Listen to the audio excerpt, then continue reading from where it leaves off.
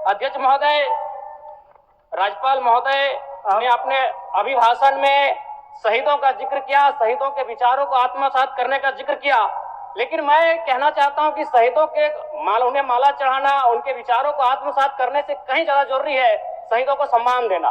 मैं एक झारखंड, चूंकि माननीय मुख्यमंत्री भी झारखंड आंदोलनकारी के सुपुत्र, आज वो मुख्यमंत्री हैं, मैं भी एक झारखंड आंदोलनकारी का बेटा हूं, आज मैं विधायक के रूप में आपके बीच हूं, लेकिन आज असंख्य झारखंड आंदोलनकारी के परिवार है जो अक्षत विक्षत हो चुका है। इसलिए मैं चाहता हूं जिस प्रकार एसटी आरक्षण, ओबीसी आरक्षण और एससी आरक्षण, ईडब्ल्यूएस आरक्षण के साथ झारखंड आंदोलन की लड़ाई लड़ने वाले आंदोलनकारियों के परिवार को, आश्रितों को 5% आरक्षण की व्यवस्था की जाए, ये मैं सदन से मांग करता हूं। अध्यक्ष महोदय। सदस्य जयराम जी बोलिए,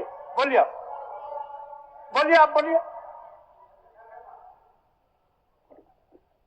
धन्यवाद अध्यक्ष महोदय। मैं माननीय राज्यपाल महामहिम के अभिभाषण की सराहना करने के साथ साथ अभिभाषण के विपक्ष में कुछ बातें रखना चाहता हूं। माननीय राज्यपाल के अभिभाषण क्रम संख्या 6 में केंद्र सरकार से 1,36,000 करोड़ वापस लाने की बात कही है और सही भी है, और हर एक राज्य को उसका बाकी पैसा मिलना चाहिए, उनका हक मिलना चाहिए। लेकिन अध्यक्ष महोदय, मैं आपके माध्यम से सरकार से पूछना चाहता हूं कि राज्य के सभी बैंकों ने मिलकर 2019 से 2024 तक 5,55,018 करोड़ रुपए दूसरे राज्यों को भुगतान करने का कार्य किया है। बैंक में जो पैसा डिपॉजिट होता है वो दूसरे स्टेट को जाता है, और अगर अभी देखा जाए तो झारखंड का सीडी रेशियो मात्र 36% है, जबकि आप तुलनात्मक अध्ययन करें तो आंध्र प्रदेश का सीडी रेशियो 110 के आसपास होता है, तमिलनाडु का सीडी रेशियो 115 के आसपास होता है। और सबसे महत्वपूर्ण बात कि बैंकर समिति के अध्यक्ष माननीय मुख्यमंत्री होते हैं। अगर इस पैसे को हम लोग बचा के अपने राज्य में ले आते हैं तो लोन के माध्यम से यहाँ के युवा, यहाँ के महिलाओं को अगर निर्गत कराते हैं तो बहुत बड़ी समस्याओं का निदान होगा। इसलिए मैं चाहता हूं कि सत्ता का ध्यान इस ओर आकृष्ट हो।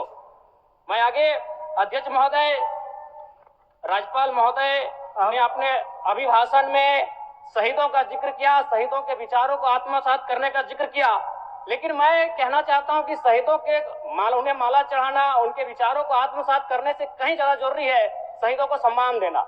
मैं एक झारखंड, चूंकि माननीय मुख्यमंत्री भी झारखंड आंदोलनकारी के सुपुत्र, आज वो मुख्यमंत्री हैं, मैं भी एक झारखंड आंदोलनकारी का बेटा हूं, आज मैं विधायक के रूप में आपके बीच हूं, लेकिन आज असंख्य झारखंड आंदोलनकारी के परिवार है जो अक्षत विक्षत हो चुका है। इसलिए मैं चाहता हूं जिस प्रकार एसटी आरक्षण, ओबीसी आरक्षण और एससी आरक्षण, ईडब्ल्यूएस आरक्षण के साथ झारखंड आंदोलन की लड़ाई लड़ने वाले आंदोलनकारियों के परिवार को, आश्रितों को 5% आरक्षण की व्यवस्था की जाए, ये मैं सदन से मांग करता हूं। अध्यक्ष महोदय, थोड़ा सा और समय लूंगा। अब हो गया जयराम, जब सरकार का उत्तर होना है, अब सरकार फिर बाद में फिर सेकंड पारी में मौका मिलेगा। मान्यवर 30 सेकंड, मान्यवर 30 सेकंड।